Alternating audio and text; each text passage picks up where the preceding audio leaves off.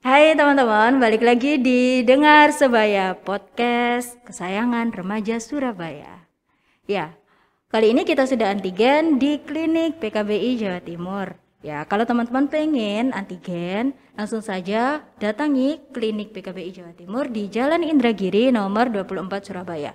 Ya, karena kali ini kita sudah antigen, bolehlah ya kita lepas masker ya. Ya, jadi hari ini aku udah ditemani nih sama Jen. Halo semuanya. Ya, Jen ini merupakan bagian juga dari Sebaya PKBI Jawa Timur. Relawan sih ya, Iya, relawan. relawan. Jadi kesibukannya ini apa aja Jen yang di Kesibukannya Sebaya? kalau di Sebaya koordinator divisi riset dan advokasi. Karena barusan aja pergantian. Jadi masih baru banget jadi koordinator. Jadi emang agak kaget mungkin tadi untuk pertanyaannya kesibukannya apa di Sebaya. Terus bergabung juga sama program Pulih Bersama, di mana kita juga kasih beberapa informasi dan jangkauan akses kesehatan ramah untuk remaja, ibu hamil, lansia dan kelompok-kelompok marginal lainnya kayak gitu. Jadi memang hari ini aku datang gabung sama teman-teman Sebaya. Mau ngomongin apa sih sebenarnya? Oh iya, hari ini kita mau ngomongin tentang perempuan sebagai komoditas seksual. Oke. Oke. Perempuan sebagai komunitas seksual mungkin ini agak agak sedikit sensitif nggak sih? Aku Iya. ngerasanya nggak sensitif banget sih, tapi lebih ke mau ngomongin fenomenanya sih. Fenomena, iya. Karena akhir-akhir ini kan banyak banget ya pemberitaan mengenai perempuan-perempuan ini di Twitter kayak gitu. Bener. Kayak Dea OnlyFans, habis Ya itu benar. banyak juga kayak gitu kan. Sebenarnya kalau misalkan ngomongin tentang OnlyFans sendiri dan si apa ya, yang emang like topik kita yang kita angkat hari ini si Dea itu kita ngomonginnya memang dari segi kenapa sih Dea ini bisa ketangkep dan kenapa kok Dea ini jadi pelaku ya, karena kan di sini Iya. udah masuknya ranah hukum nggak sih? Ranah hukum kemarin juga di pemberitaannya dia juga sudah ditangkap enggak sih? Iya. Iya. Meskipun sebenarnya Dea ini udah lama ditangkapnya ya, dan setauku juga pemberitaan ini udah lama sekali terkubur, dan karena memang dia sudah menjalankan proses hukum, tapi kembali muncul karena ada salah satu final peserta pencarian ajang kayak bakat gitu juga ternyata disinyalir menjadi salah satu konten kreator di platform dewasa OnlyFans. Ini OnlyFans itu apa? Iya. Tahu nggak? Aku Enggak, maksudnya gini loh, ada walaupun yang pernah tidak- subscribe Heeh. OnlyFans. Mungkin di sini teman-teman taunya kita nyebutnya ini nggak sih dulu tuh? Kalau zamanku ya kita nyebutnya ya bokep. Mungkin akun-akun bokep, dan aku taunya ini sih. Cuman tahu tapi nggak pernah subscribe karena memang aku nggak ngerti cara subscribe-nya kayak gimana. Aku taunya itu Pornhub.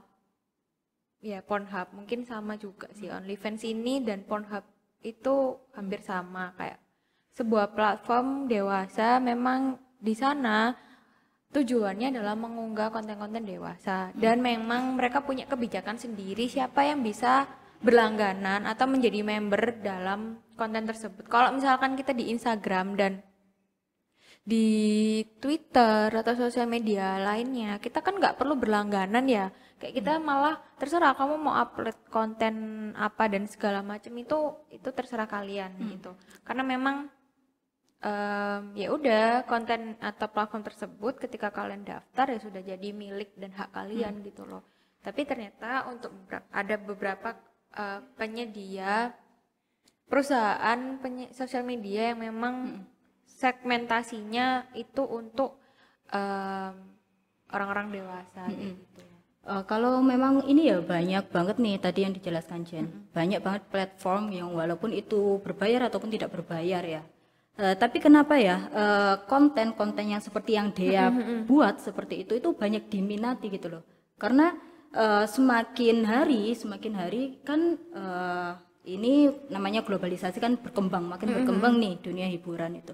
Apa sih yang membuat konten seperti itu laku di pasaran atau banyak diminati? Kalau aku lihat sendiri dan aku kadang berdialog sama teman-temanku yang memang mengkonsumsi konten-konten tersebut, ada pleasure atau setiap orang tuh mungkin punya fetish ya, kayak fantasi seksual yang berbeda gitu loh, yang sangat liar, kita nggak tahu batasannya kayak gimana. Jadi memang mereka di situ kenapa itu laku sekali, karena memang mereka tuh cari kenikmatan dan kepuasan dari situ. Jadi kayak ketika melihat orang lain, namanya itu voyeurisme. Jadi ketika kamu mendapatkan sebuah kenikmatan dan kepuasan tuh ketika melihat atau mengintip seseorang melakukan kegiatan seksual kayak gitu. Jadi memang pasarnya dan segmentasinya, karena kalau kita lihat ya, akhirnya kenapa aku bilang perempuan dalam komoditas seksual, karena di sini tuh ada sistem kapitalisme yang diperjualbelikan dari si kreator konten dewasa ini gitu. Nggak hanya di dunia hiburan aja ya, jadi konten seperti ini kan juga merambah ke bisnis, ke ekonomi, bahkan di segmen-segmen dakwah seperti itu pun kayak penggunaan jilbab atau dan sebagainya itu kan menyasarnya itu kan juga ke perempuan ya. Jadi benar. itu ya. Kalau misalkan aku lihat sendiri ketika aku studi itu melihat bahwa iklan atau advertisement itu juga lebih cenderungnya tertarik itu melirik perempuan untuk jadi bukan objek ya, maksudnya di sini itu objek iklannya dibandingkan kebanyakan tuh laki-laki. Paham gak sih? Karena menurutku, aku sepemahamanku juga dan aku lihat memang seperti itu. Kalau bahkan kayak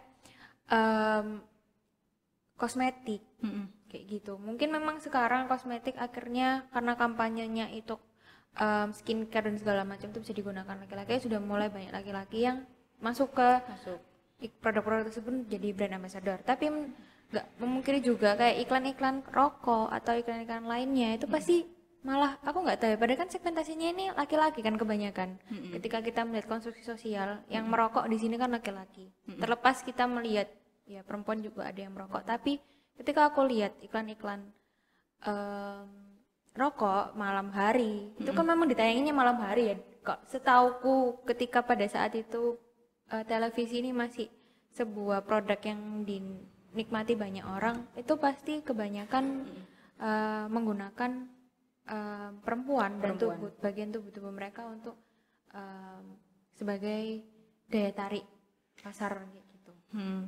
Kalau berbicara mengenai ini ya, komoditas seksual kayak gitu, sebenarnya yang apa sih komoditas seksual itu dalam tanda kutipnya itu hanya perempuan saja atau bagaimana itu bisa menarik? Ya. Ini semua tuh sebenarnya perempuan jadi komoditas seksual itu kita ngelihatnya dari berbagai negara aja. Kalau di Indonesia sendiri kan kita tidak setuju ya dengan adanya seseorang yang bekerja sebagai pekerja seks, ya kan? Kita tidak setuju dan bahkan memang tidak dilindungi oleh undang-undang. Bahkan mereka juga dicap ilegal. Kita juga tidak mengamini segala tindakan yang di luar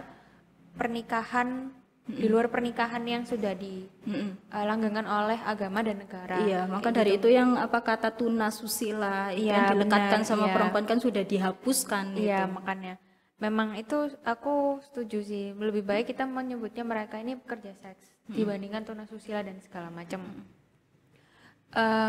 Kalau aku lihat sendiri emang beda gitu loh. Kalau misalkan kita melihat OnlyFans ini kan industri ini lahirnya di negara Amerika ya, negara-negara Eropa yang memang dari segi mindset dan konstruksi sosialnya tuh menerima para pekerja seks ini. Tapi untuk negara seperti kita pada akhirnya memang Dea ini terjerat pasal UU ITE karena menurut polisi ini Dea itu termasuk tindakan pornografi.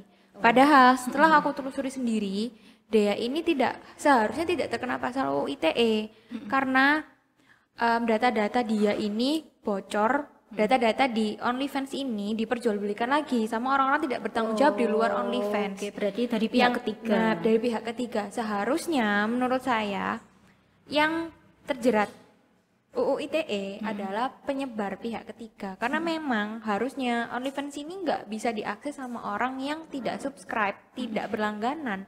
Jadi otomatis pihak ketiga ini kan salah satu dari subscribernya konten dia.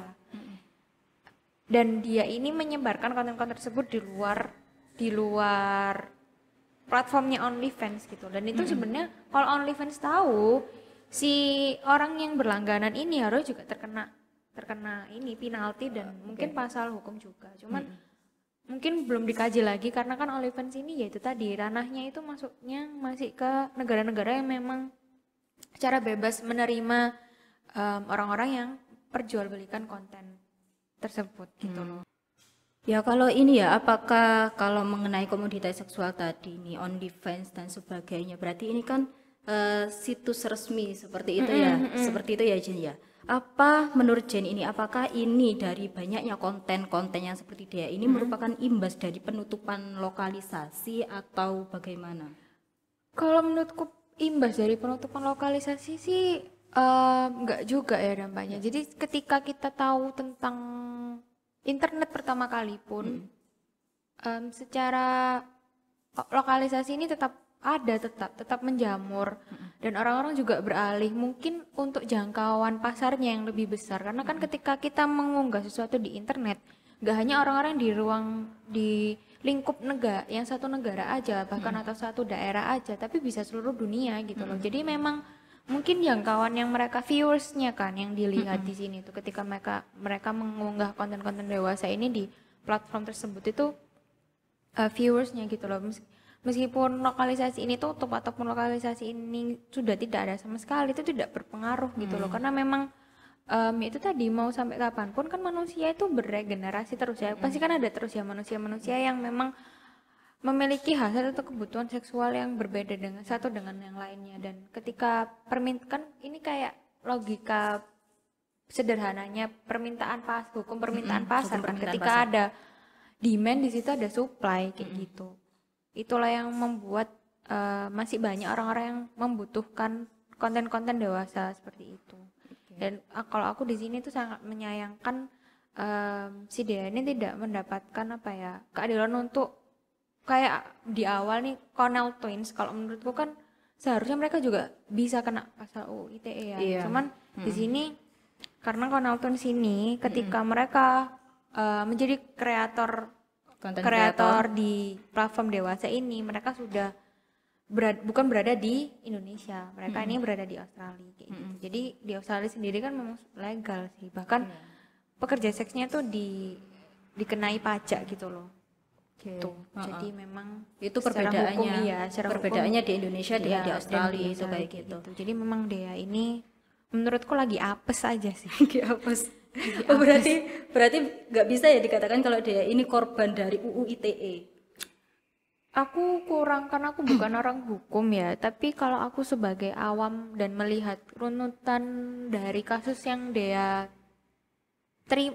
rasakan ya, dia alami itu harusnya dia ini korban karena memang dia ini mengunggahnya secara bertanggung jawab gitu loh. Bertanggung jawabnya adalah dia tahu dia mengunggahnya di mana, dia tahu konten yang bisa mengakses itu siapa.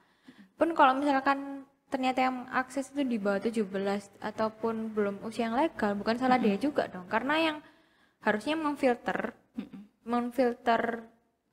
siapa yang bisa mengakses konten dewasa tersebut kan si pihak OnlyFans-nya gitu. Aku sambil minum ya, teman-teman.